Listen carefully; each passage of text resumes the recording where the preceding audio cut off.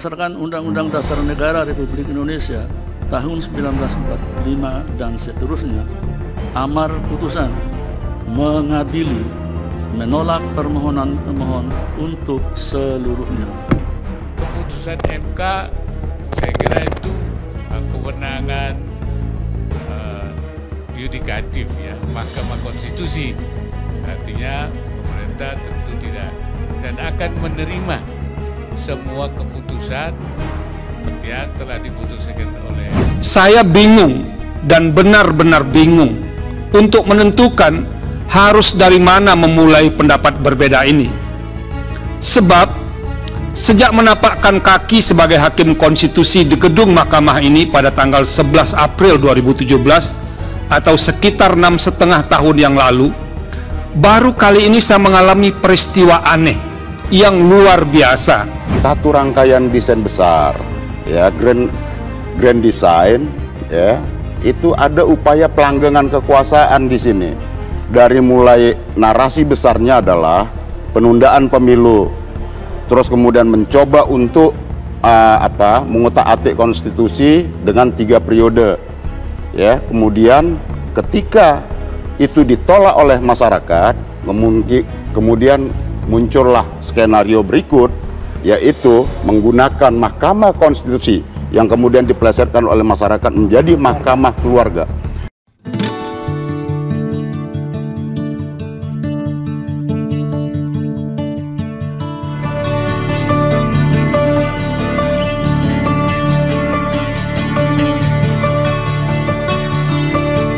Bismillahirrahmanirrahim. Assalamualaikum warahmatullahi wabarakatuh.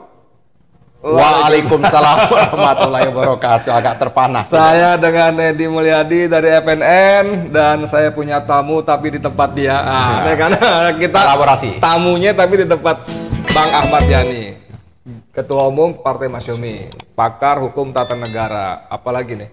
Di Ahmad Yani Channel. Ahmad Channel dan Masyumi TV Channel. Jangan lupa ya.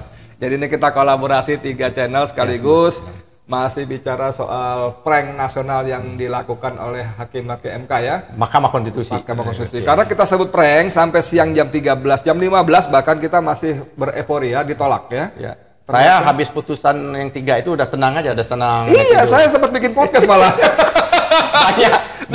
Bahkan Bang Yusril Iza Mahendra kan tidak terbukti bahwa saya Mahkamah Konstitusi podcast, Mahkamah Keluarga toh. Bahkan iya dia ngomong gitu, bikin podcast Jokowi yang akan jadi cawapresnya Prabowo ternyata jam setelah itu ya adalah. Tapi setelah sekalian penonton Bang Edi Channel, Ahmad Yani Channel, ada Masyumi TV dan satu lagi tadi apa? Bicara. Kita prihatin betul-betul, tapi kalau saksikan Bang Yani, saya pakai ini, kita tetap di tengah keprihatinan kemarahan kita, tetap kita prihatin adalah rasa solidaritas kita kepada bangsa Palestina ya. Yang dijajah, dinistakan, dibantai bahkan, mohon maaf luar biasa. Bang, ini gimana nih?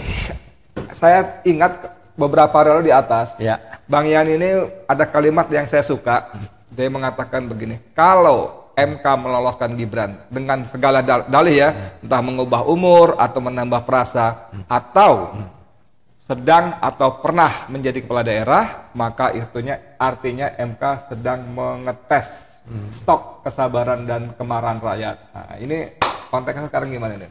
Ya, pada waktu yang beberapa hari yang lalu, Bang Edi ya, kita hampir lah, bukan hanya kita ya, hampir orang yang menggunakan sedikit saja akal sehat dan nuraninya tidak akan membayangkan keputusan Mahkamah Konstitusi yang ugal-ugalan seperti itu. Setuju.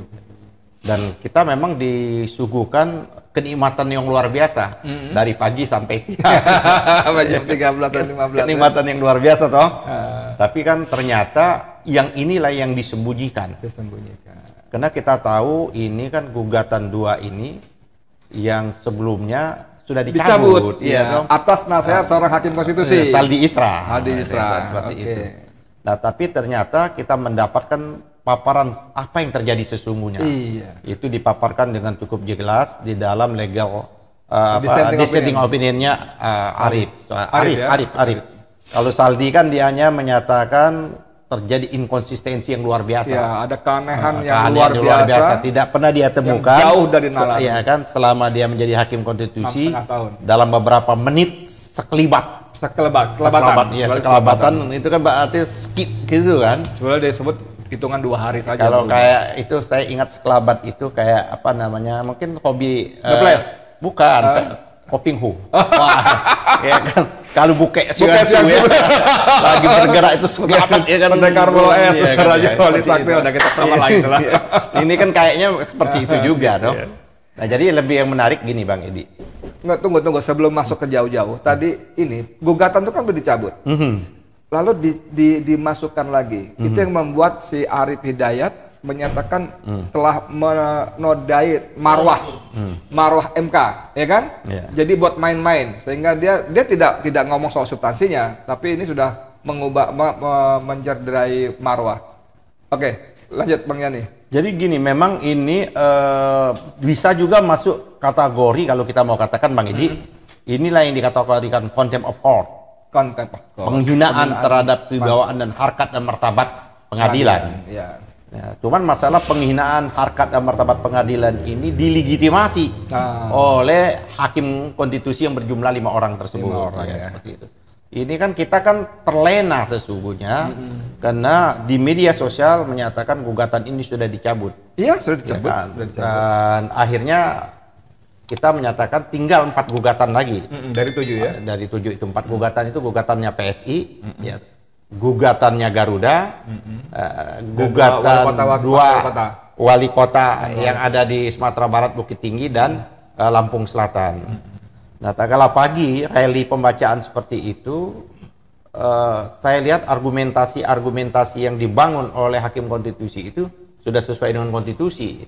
Karena dia menitik beratkan betul dengan argumentasi apapun, dengan fakta-fakta sosiologis yang ingin disuguhkan itu, tapi ini sesungguhnya ranahnya, kewenangannya pembuat undang-undang. Jadi saya kemukakan yang seperti ini. Nah, kalau kita lihat runut ini, ada 2 pokok persoalan besar yang terjadi di Mahkamah Konstitusi. Yang pertama kita bisa lihat apa yang dikemukakan oleh Arief. Ya kan, Arief itu kan mengemukakan peristiwa sesungguhnya yang terjadi di balik yang kita nggak tahu seperti itu. Apa yang tidak dibalik yang kita tahu? Pada perkara-perkara yang lain, si Anwar Usman ini boleh nggak kita nyebut si? Boleh. Ya? Boleh. Si itu kan apa khusus itu? Saya takutnya nanti nggak apa-apa. Nanti di show lagi. Kenapa nggak apa-apa. Tenang aja, lanjut. Si itu menunjukkan seseorang. Kan? Itu kita tidak menghina kan. Ada juga si kancil, ada juga. Si kancil apa pada waktu anak kecil muncul. Canda mulu nih. Jadi Bang Edi, apa yang dikemukakan oleh Arief itu cukup menggetarkan kita bahwa ada sesungguhnya apa yang terjadi. Jadi memang ini memang apa yang dikemukakan oleh Bang Rizal Ramli, Mahkamah keluarga itu terbukti. Iya, mahkamah abal-abal, mahkamah nepotisme, makanya begitu Jokowi tumbang kita bubarkan. Mahkamah konco-konco, mahkamah kalkulator. Nah, apa yang suka mengkonfirmasi itu? Karena pada sidang sebelumnya, pada rapat permusyawaratan sebelumnya itu, pada waktu ditanya, pada waktu itu tidak hadir kan si Usman, Anwar Usman ini, saya selalu sih Anwar Usman, ya hakim yang mulia itu tidak hadir dan dia mengkonfirmasi ketidakhadirannya, ya kan, ke wakil ketua, dia tidak mungkin hadir karena akan terjadi konflik of interest. Keren, karena yang bakal ditenggarai itu apa itu? Kepentingan ponakannya. Nah, jadi memang menarik sebentar. Memang menarik kata penjelasan Saldi Isra dalam potongan dissenting opinion-nya yang beredar ya di grup-grup percakapan, terutama juga di Twitter. Saldi Isra mengatakan pada perkara yang itu dari 9 hakim, 8 hadir kecuali Anwar Usman. Si tadi ya. Perkara 29 dia tidak hadir ya. Perkara 51, 55. Ketika mengadili perkara yang diajukan si Almas itu, yang menambahkan frase atau sedang atau pernah menjabat itu, kemudian sekelebatan tadi berubah. Kelebatan dan dia hadir. Dia hadir. Ya, Dan kan dia dengan- mempengaruhi Dengan hadir. alasannya kayak gini, seperti itu ada yang berbohong. Begini loh, ada yang berbohong loh. Kenapa dia berbohong? Argumentasinya si Anwar Usman pada waktu itu saya tidak pernah menyatakan bahwa ada konflik of interest. Yes, konflik. Bahwa saya sakit katanya, kurang enak badan. Jadi mungkin setelah dia minum jamu apa dulu yang kuat itu? Yang ini Kuku Bima. Kuku Bima ya kan. Mungkin setelah dia minum Kuku Bima sehat lagi dia Kuku hadir. Bima itu singkatan loh. Ya, apa? Kurang kuat bini marah-marah. Bercanda mulu.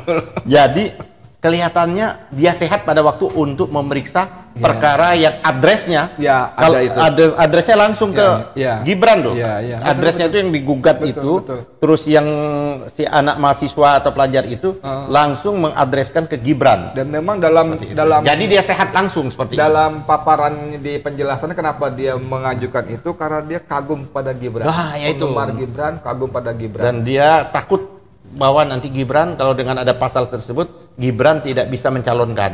Artinya jelas bahwa kehadiran Anwar Usman dalam rangka itu kepentingan untuk kepentingannya Gibran tidak bisa dibaca lain kecuali dibaca untuk kepentingannya Gibran. Jadi seperti itu. Yusril terlampau cepat orgasme ya. Ya, saya nggak mau menggunakan bahasa itu. Saya ini ketua umum Masumin. Iya. Dengan buru-buru mengatakan tidak terbukti mahkamah Ya. keluarga ya. Itu yang Karena pertama. penjelasan Bang Yani tadi dia hadir untuk kepentingan Keponakannya. Iya, oke. Karena perkara itu kan jelas adresnya. Oke. Itu yang pertama. Yang kedua kalau kita mau itu kan persoalan ya.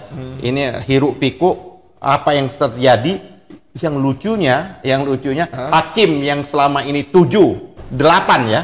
7 yang sudah menyatakan ini adalah ranahnya Ranahnya disebut pembuat undang-undang.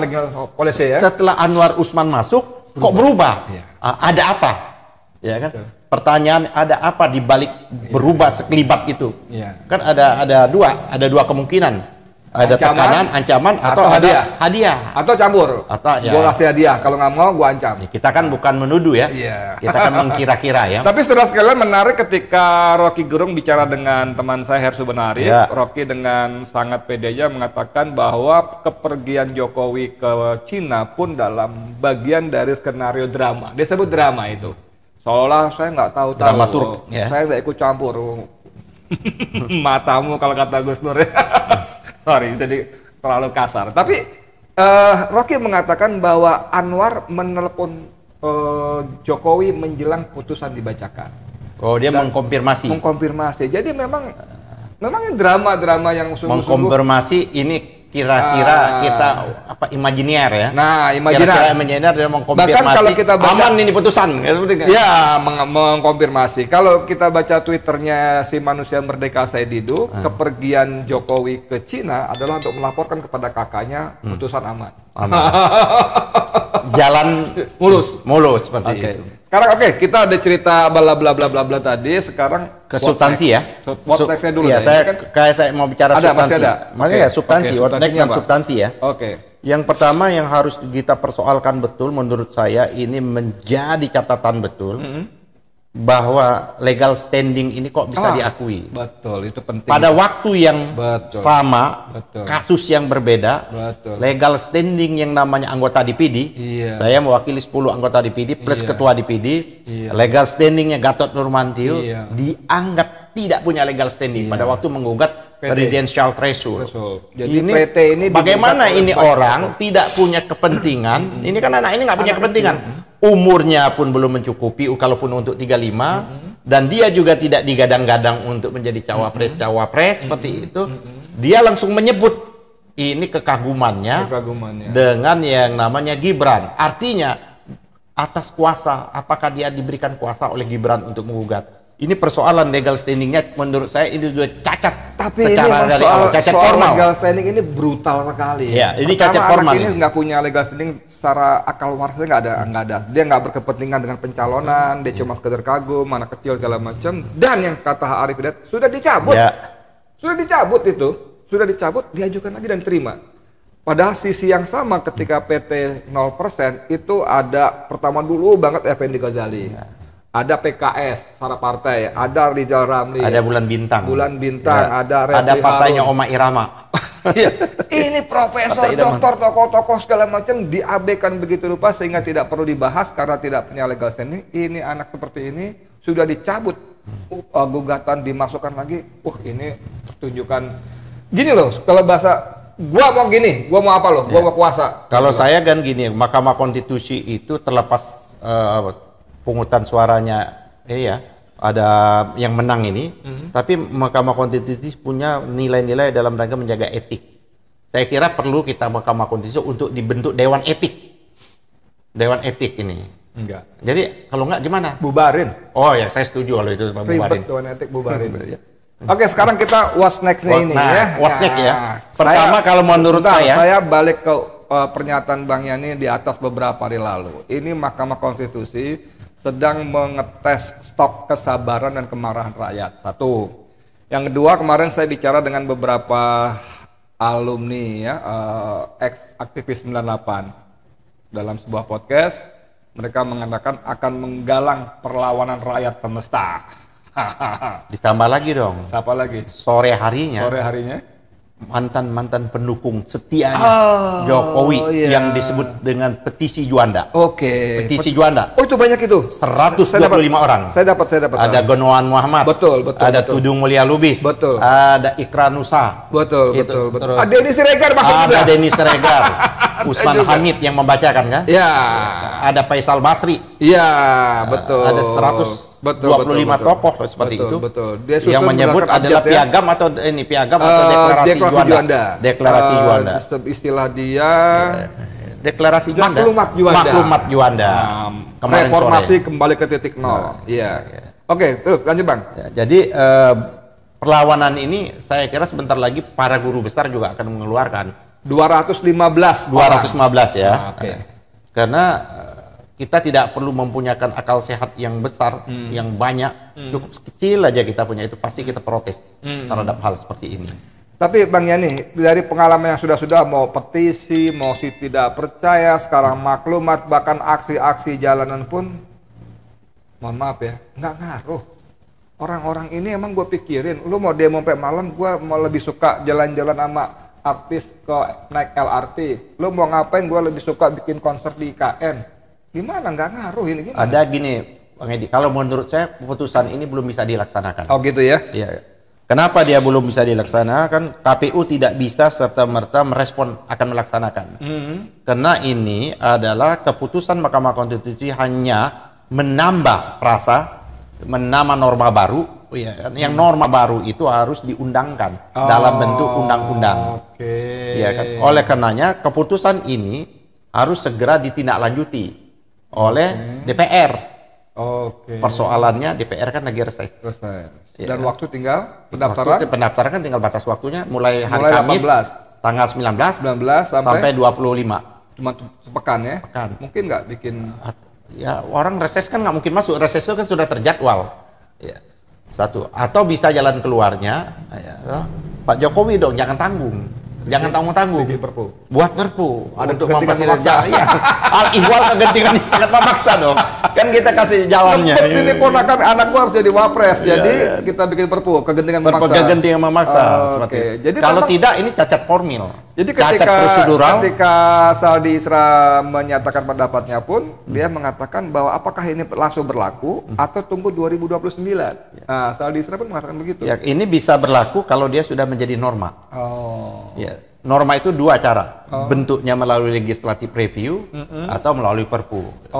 Sepanjang itu tidak dilakukan maka itu tidak bisa diserta-mertakan. Jadi saya ingin mengajak debat, menantang debat. Siapapun lah hukum ahli tata negara yang menyatakan ini bisa berlaku seketika. Terlalu banyak kita menginjak-injak konstitusi. Seharusnya dinormalisasikan kembali dalam bentuk seperti itu. Katakanlah begitu, yes, secara hukum tata negara. Saya yang takutnya bukan yes-nya Pak Edi. Takutnya ini gunjang-ganjing yang lama.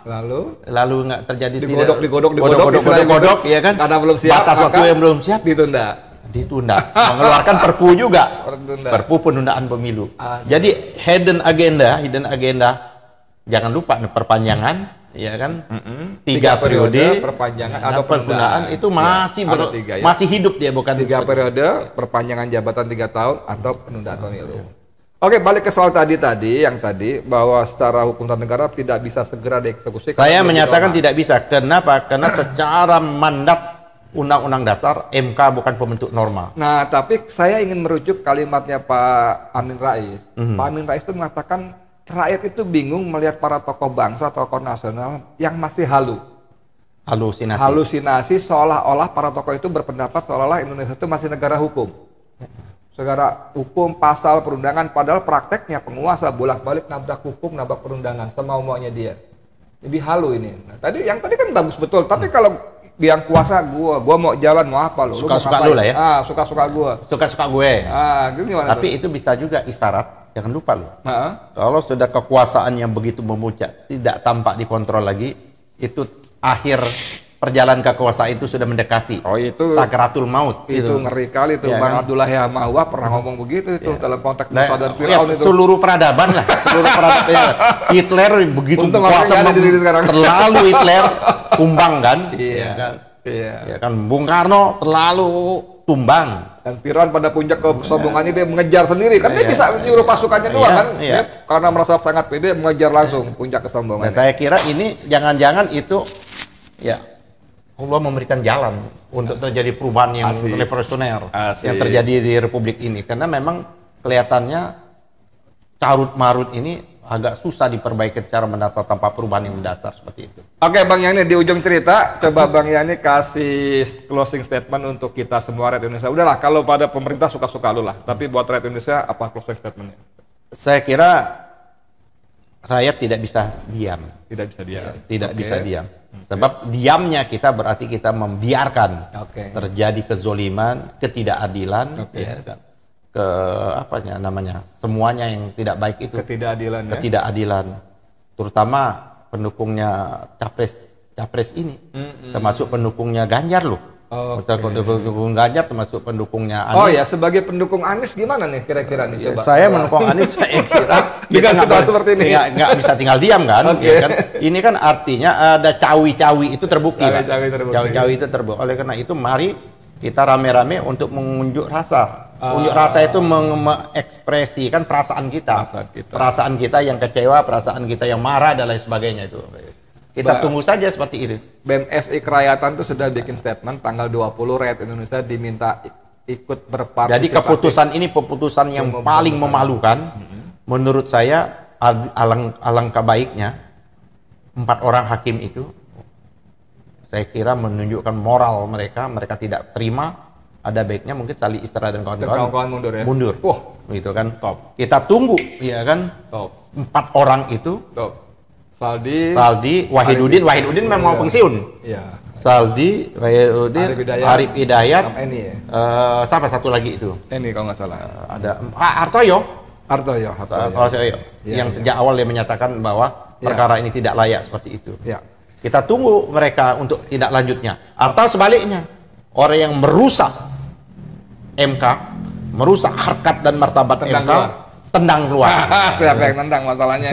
Oke, saudara sekalian, demikian obrolan dengan Ketua Umum Masyumi yang menggelora, partai sebelah ya, menggebu-gebu, dan saya kira banyak pelajaran yang disampaikan oleh seorang Ahmad Yani yang juga pakar hukum tata negara, bagus sekali. Cuman lagi-lagi saya mengutip Pak Amin Rais bahwa tokoh-tokoh semacam Bang Yani ini kan suka masih halusinasi seolah-olah Indonesia ini penguasanya ikut aturan dan hukum. Tapi ajakan terakhir bagus sekali, mari kita sama-sama menolak dengan mengunjuk rasa. Bagaimana teknis bentuknya segala macam, nanti kita konsultasi sama Ketua Majelis Syuro-nya. Abdullah Yahmawa. Untung orang yang nggak ada di sini. Oke, saya Edi Mulyadi untuk FNN untuk Indonesia Lebih Baik. Assalamualaikum warahmatullahi wabarakatuh. Waalaikumsalam warahmatullahi wabarakatuh.